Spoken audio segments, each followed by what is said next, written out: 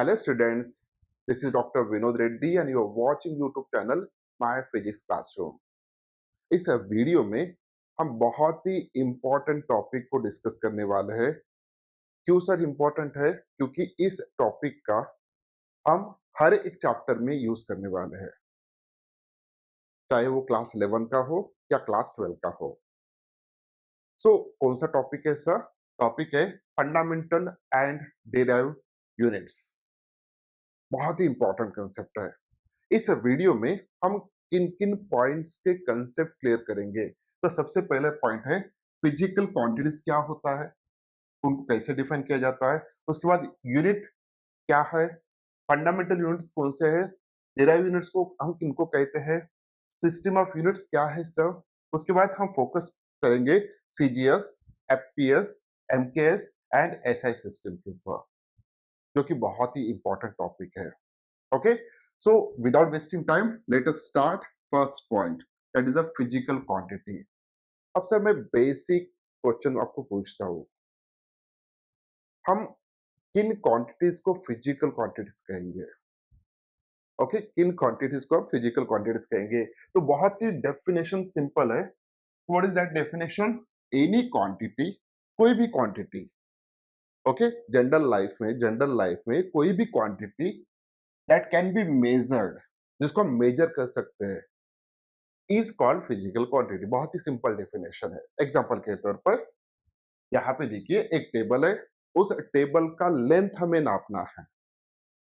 उस टेबल का लेंथ कितना है? Okay sir, with the help of any device या एनी ऑब्जेक्ट, अगर उस टेबल का लेंथ हम मेजर करते हैं और उसको एक्सप्रेस करते हैं लाइक 3 मीटर, ओके, तो इस टेबल का लेंथ हम मेजर कर सकते हैं, इस टेबल का विड्थ भी हम मेजर कर सकते हैं, इस टेबल का सरफेस एरिया भी हम मेजर कर सकते हैं।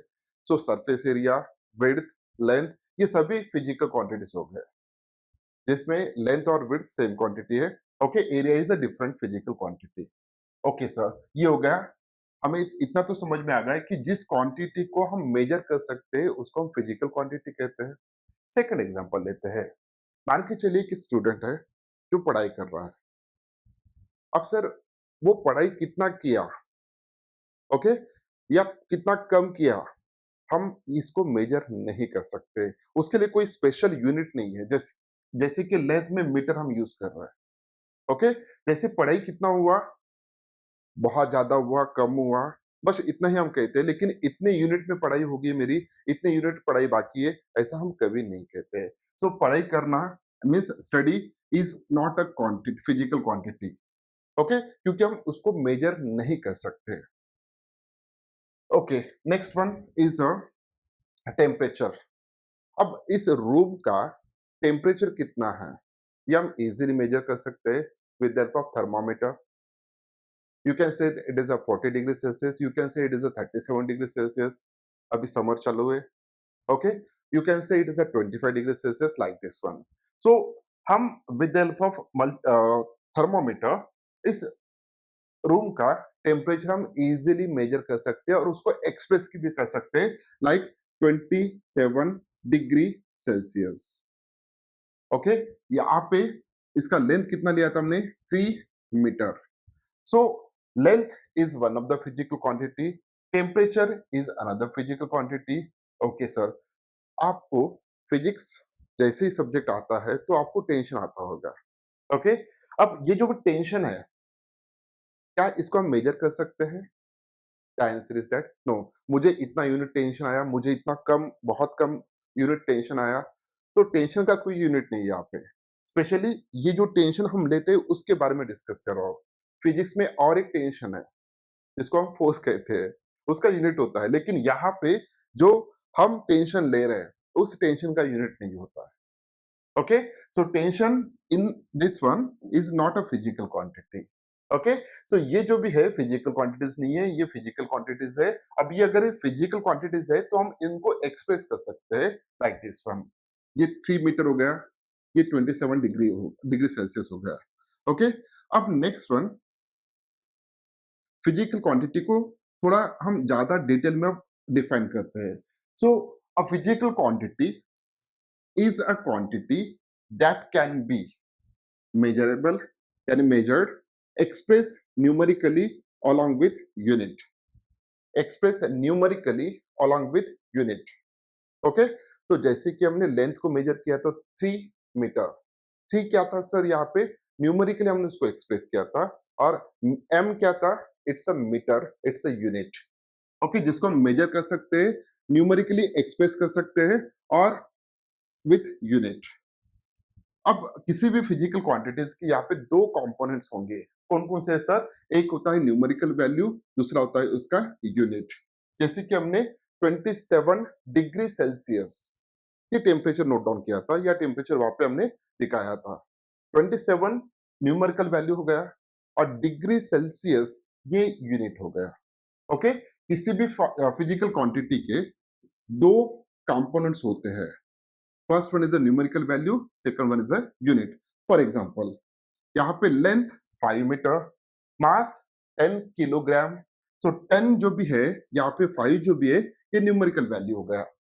अब मास का यूनिट जो भी है किलोग्राम होगा, लेंथ का यूनिट जो भी है मीटर होगा, टाइम 2 सेकंड्स.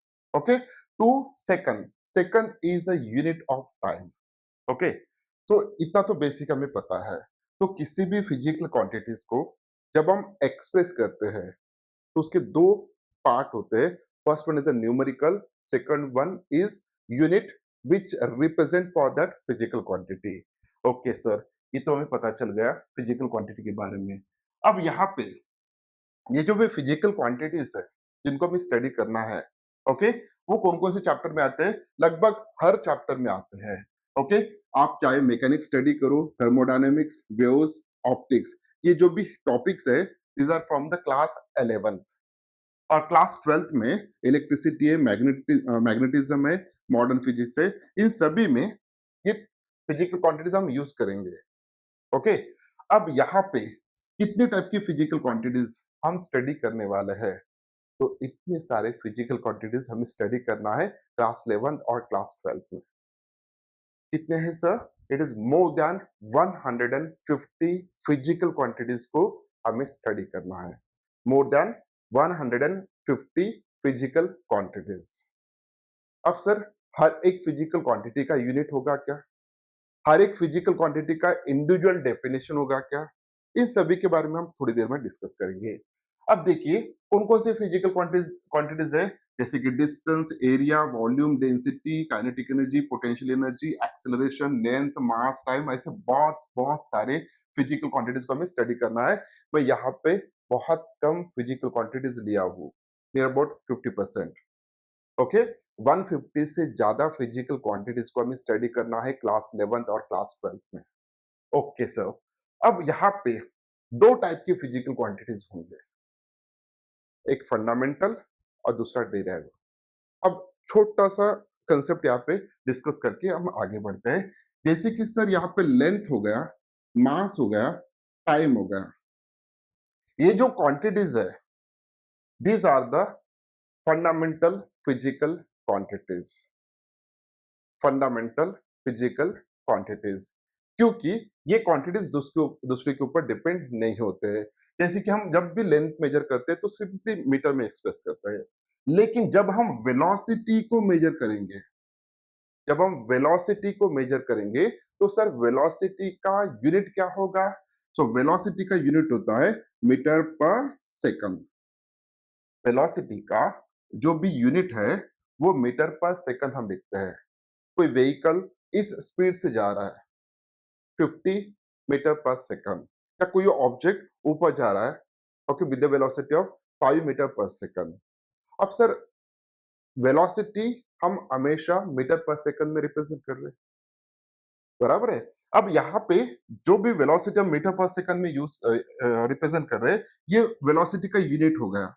अब ये जो भी मीटर है सर, ये लेंथ का यूनिट है, और जो सेकंड है ये टाइम का यूनिट है. तो मुझे ये बताना है कि जब वेलोसिटी के बारे में बात कर रहे हैं तो वेलोसिटी ये किस किस के ऊपर डिपेंड होगा, दो फिजिकल क्वांटिटीज के ऊपर डिपेंड होगा. कौन कौन से है सर, वो एक लेंथ है और एक टाइम है. सो यहाँ पे ये जो भी वेलोसिटी है ये दूसरे फिजिकल क्वांटिटीज के ऊपर डिपेंड होगा, इसलिए इस वेलोसिटी को हम डिराइव्ड फिजिकल क्वांटिटी कहेंगे, डिराइव्ड फिजिकल क्वांटिटी। जबकि लेंथ हम जब मेजर करेंगे तो लेंथ ये इंडिपेंडेंट है, it's not depends on velocity, it's not depends on time, it's not depends on mass. Length जो भी है ये इंडिविजुअल है, इंडिपेंडेंट है। Mass it is also the independent physical quantity. तो जितने भी इंडिपेंडेंट फिजिकल क्वांटिटीज है उनको हम फंडामेंटल फिजिकल क्वांटिटीज कहेंगे। क्या कहेंगे सर? फंडामेंटल फिजिकल क्वांटिटीज, जो दूसरे फिजिकल क्वांटिटी के ऊपर डिपेंड नहीं होते हैं। ओके, वेलोसिटी जो भी है ये डिपेंड होगा इन दोनों के ऊपर। So velocity is a derived physical quantity. अब यहाँ पे उसी के दो टाइप्स हम देखते हैं। किसी भी फिजिकल क्वांटिटीज के, यानी फिजिकल क्वांटिटी जितने भी है उनके दो टाइप्स में हम कैटेगराइज कर रहे हैं। The first one is a fundamental physical quantities, second one is a derived physical quantities. जैसे कि हमने अभी डिफाइन किया था, फंडामेंटल क्या होता है? Physical quantities which do not depends on other quantities are called fundamental physical quantities। जैसे कि लेंथ, मास, टाइम। फिलहाल के लिए हम तीन लेते हैं, बाद में और डिफाइन करेंगे। Okay sir. सो फंडामेंटल फिजिकल क्वांटिटीज वो होते हैं जो दूसरे फिजिकल क्वांटिटीज के ऊपर डिपेंड नहीं होते हैं। Okay, so these are called as fundamental physical quantities. अब सर डिराइव फिजिकल क्वांटिटीज क्या है? Physical quantities which are form from fundamental quantities, यानी ऐसे फिजिकल क्वांटिटीज जो कि दूसरे फिजिकल क्वांटिटीज के ऊपर डिपेंड रहेंगे और उनसे फॉर्म होंगे, ऐसे क्वांटिटीज को हम डिराइव्ड फिजिकल क्वांटिटीज कहेंगे। जैसे कि वेलोसिटी के बारे में मैंने डिस्कस किया था, एक्सेलरेशन हो गया, डेंसिटी हो गया। Okay, so this are the derived physical quantities. Okay, अब फंडामेंटल फिजिकल क्वांटिटी का कंसेप्ट हमारा क्लियर हो गया, डिराइव फिजिकल क्वांटिटीज का कंसेप्ट हमारा क्लियर हो गया। Okay, next one sir. अब ये जो भी है बहुत ही इंपॉर्टेंट है, system of units. System of units क्या होता है सर? सिस्टम ऑफ यूनिट्स, सबसे पहले हम डेफिनेशन देख लेते हैं। Complete set of units, complete set, इसके ऊपर फोकस करना है। Complete set of units both fundamental and derive for all kind of physical quantities is called system of units. The common system are given below. Okay, common system हम थोड़ी देर बाद देखेंगे, लेकिन उसके पहले ये जो भी इनका कहना है यही बहुत सारे स्टूडेंट को समझ में नहीं आता। ओके, तो सेट ऑफ यूनिट्स क्या है? ओके, तो यहाँ पे मान के चलिए तीन फिजिकल क्वांटिटीज को हम डिस्कस करेंगे सबसे पहले। ओके, एक है सर इस टेबल का लेंथ मेजर करना है, सो length is one of the physical quantity. Second, जिस ऑब्जेक्ट का हमें मास देखना है तो mass is another physical quantity. इसमें टाइम दिख रहा है आपको, सो time is another physical quantity. Okay, length, mass, time. Okay sir, अब यहाँ पे लेंथ जो भी है, अगर मैं आपको पूछता हूं कि एक छोटा सा ऑब्जेक्ट है, इसका लेंथ आपको मेजर करना है, क्या आप किलोमीटर में इसको मेजर करोगे कि सेंटीमीटर में करोगे कि मीटर में करोगे? बहुत ही सिंपल है सर, बहुत छोटा है तो हम सेंटीमीटर में इसको मेजर करेंगे। फोन का जो भी विड्थ होता है, थिकनेस होता है, क्या उसको हम फीट में या किलोमीटर में मेजर करते हैं कि मिलीमीटर में मेजर करते हैं? सबको पता है इट्स अ मिलीमीटर में मेजर करते हैं हम। ओके सर, अब यहाँ पे जो भी लेंथ है ना, लेंथ को हम अलग अलग इसमें एक्सप्रेस कर सकते हैं। फॉर एग्जांपल मिलीमीटर हो गया, सेंटीमीटर हो गया, मीटर हो गया, किलोमीटर हो गया, फुट। ओके, एक कंसेप्ट है, फुट में भी हम लेंथ को मेजर करते हैं। इंडिया में तो बहुत अक्सर हम फीट में ही मेजर करते हैं। ओके, सो ये जो सभी यूनिट्स है, no doubt they are convertible, यानी सेंटीमीटर से हम मीटर में कन्वर्ट कर सकते हैं, मीटर में किलोमीटर में कन्वर्ट कर सकते हैं, यार्ड एक है, फीट एक है, मिलीमीटर है, नैनोमीटर है, बहुत सारे इसके सब यूनिट्स है। सब यूनिट्स नहीं है, यूनिट्स है, सिर्फ हम रिप्रेजेंट करते वक्त अलग अलग इस पे रिप्रेजेंट करते हैं और इसमें से कन्वर्टेबल है। उसी तरह अगर मुझे मास को एक्सप्रेस करना है, मास को, तो मैं केजी में लिख सकता हूँ या ग्राम में लिख सकता हूँ या मिलीग्राम में लिख सकता हूँ in this way, KG, gram, milligram in this way. अगर मुझे टाइम के बारे में डिस्कस करना है, हम टाइम जनरली किस में एक्सप्रेस करते हैं? Okay, the first one is a second, second one is a minute, hours, days, okay, like this one. So कोई भी फिजिकल क्वांटिटीज हो जिनकी जो यूनिट है वो कन्वर्ट हम कर सकते हैं एक इसमें से दूसरे इसमें। ओके, तो लेंथ को हम सेंटीमीटर में एक्सप्रेस कर सकते हैं, लेंथ को हम मीटर में एक्सप्रेस कर सकते हैं। ओके सर, अब ये सिस्टम ऑफ यूनिट्स क्या है, इसके ऊपर हमें फोकस करना है। ये तो हमें समझ में आ गया। ओके, तो अब सिस्टम ऑफ यूनिट्स क्या है उसके बारे में हम फोकस करेंगे। भैया दुनिया जो भी है बहुत बड़ा है, अलग अलग कंट्रीज है। अब किसी कंट्रीज के साइंटिस्ट को लगा कि हम कुछ लिमिटेड ये करेंगे, अपना एक यूनिट्स का सेट बनाएंगे जिसमें हम लेंथ को जो भी है हम सेंटीमीटर में लेंगे। जो भी मास है हम हमेशा मास को हमारे कंट्री में यानी उनके कंट्री में वो साइंटिस्ट का कहना है कि वो ग्राम में मेजर करेंगे और टाइम जो भी है वो सेकंड में कन्वर्ट करेंगे, सेकंड में मेजर करेंगे। उन साइंटिस्ट को लगा उन कंट्री के कि हम मास को हमेशा एक्सप्रेस किस में करेंगे सर, मास को हम ग्राम में करेंगे, लेंथ को किस में एक्सप्रेस करेंगे सर, सेंटीमीटर में करेंगे और टाइम को सेकंड में। तो ये जो भी सिस्टम ऑफ यूनिट्स है, ओके, ये एक सेट हो गया, ये एक सेट ऑफ यूनिट्स हो गया जिसको हम सिस्टम ऑफ यूनिट्स कहेंगे और इसको कहेंगे हम C G S, C G S system of unit, जिसमें लेंथ हमेशा सेंटीमीटर में मेजर होगा, न कि मीटर में होगा, न कि फीट में होगा। सेकंड जो भी मास है वो हमेशा ग्राम में ही मेजर होगा, किलोग्राम में नहीं होगा, और टाइम जो भी है वो सेकंड में होगा। एक ऐसा सिस्टम आ गया। ओके, अब दूसरे कंट्री के लोगों ने या साइंटिस्टों ने ये सोचा कि हम अलग अपना यूनिट ऑफ सेट्स कर लेंगे, सेट ऑफ यूनिट्स कर लेंगे। तो उन्होंने क्या किया, उन्होंने feet, pound and second, FPS, जिन्होंने लेंथ को किसमें मेजर कर लिया सर, उन्होंने लेंथ को हमेशा उन्होंने फीट में मेजर किया है, मास को हमेशा पाउंड में मेजर किया है और टाइम को हमेशा सेकंड में मेजर किया है। तो ये जो भी है एक सिस्टम ऑफ यूनिट हो गया जिसको हम एफपीएस सिस्टम कहेंगे। अब एफपीएस सिस्टम जो लोग यूज कर रहे हैं वो लेंथ कभी सेंटीमीटर में मेजर नहीं करेंगे, वो हमेशा फीट में मेजर करेंगे। वो मास को हमेशा पाउंड में ही मेजर करेंगे, न कि केजी में, न कि ग्राम में। ओके, ऐसे डिफरेंट डिफरेंट कंट्री के साइंटिस्टों ने आप अपने यूनिट्स, सिस्टम ऑफ यूनिट्स बना लिए। ओके, अब ये सिस्टम ऑफ यूनिट्स कितने थे, कैसे थे, इनके बारे में हम डिस्कस करेंगे sir. Okay, first is a CGS system of unit.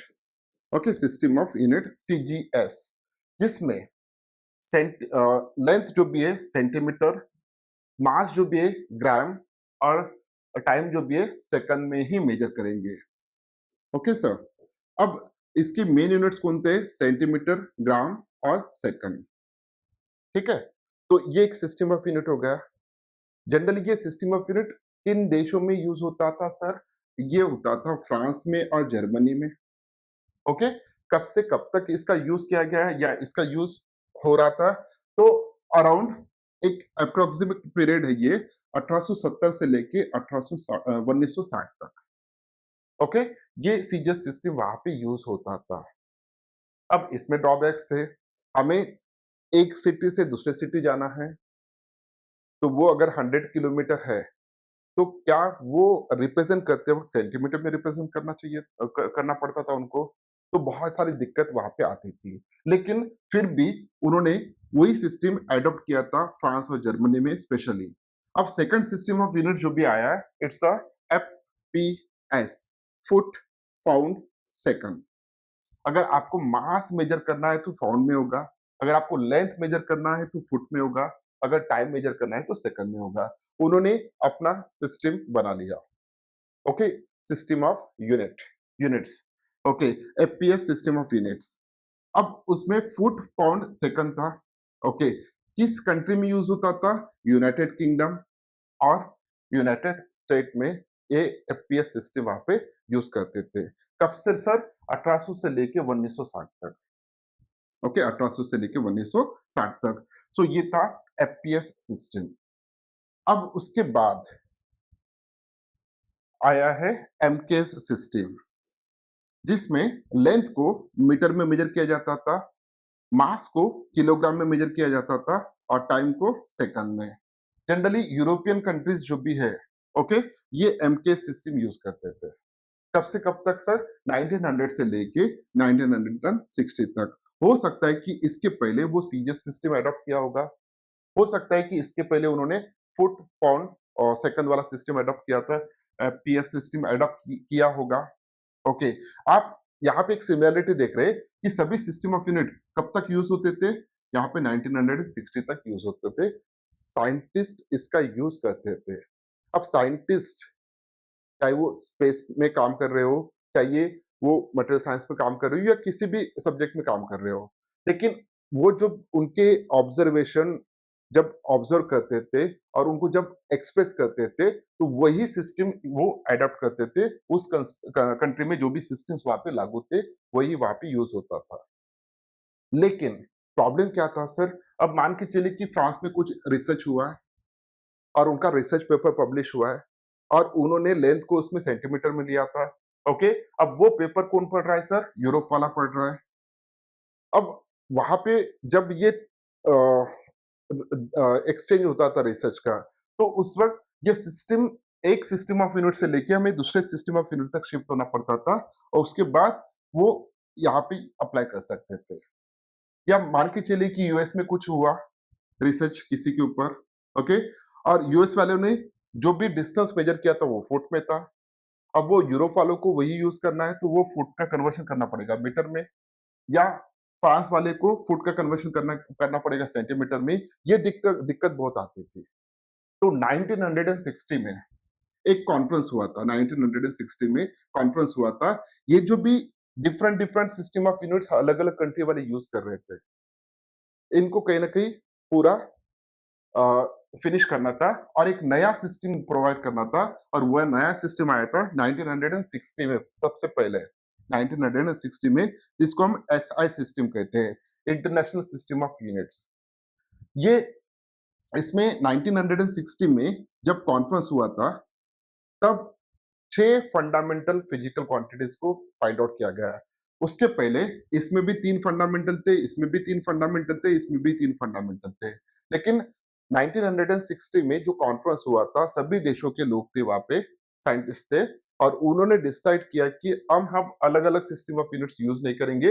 अब हम सिर्फ और सिर्फ एक ही सिस्टम अडॉप्ट करेंगे पूरे कंट्री, सभी कंट्रीज के लिए, वर्ल्ड वाइड। ओके, और 1960 में जब ये हुआ कॉन्फ्रेंस, उस वक्त 6 फंडामेंटल फिजिकल क्वांटिटीज को इंट्रोड्यूस किया गया और ये जो भी है आज तक यूज हो रहा है। लेकिन 1971 में, जो आपके बुक में दिया होगा, 1971 में एक जो भी फंडामेंटल यूनिट है उसको वहां पे इंट्रोड्यूस किया गया। ओके सर, कौन सा इंट्रोड्यूस किया गया? वो इंट्रोड्यूस किया गया amount of substance, that is a mole. उसके बारे में हम डिस्कस करेंगे। तब जाके यहाँ पे टोटल 7 फिजिकल क्वांटिटीज हो गए 1971 से लेके। इसके अलावा इसी ईयर और 2 फंडामेंटल क्वांटिटीज को एज अ सप्लीमेंट्री यूनिट लिया गया था।